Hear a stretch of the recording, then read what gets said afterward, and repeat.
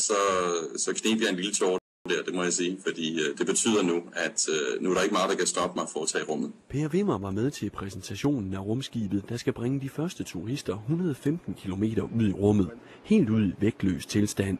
En tur mange vil tage, spår manden, der står bag rumprojektet. We're hoping and planning to literally send thousands of people into space over the next coming years. Hver afgang har plads til 6 passagerer, og modsat rumfærgerne bliver Spaceship 2 løftet op i 17 km højde, hvor det fra moderskibet White Knight fortsætter ud i verdensrummet. Hvem der skal med på jomfrurejsen bliver afgjort ved lodtrækning, og Per Wimmer har gjort, hvad han kan for at blive den første dansker i rummet. For at sikre mig har jeg også købt ikke mindre end 3 rumbilletter, så jeg er sådan set ganske pænt sat op til at kunne tage i rummet som den første dansker.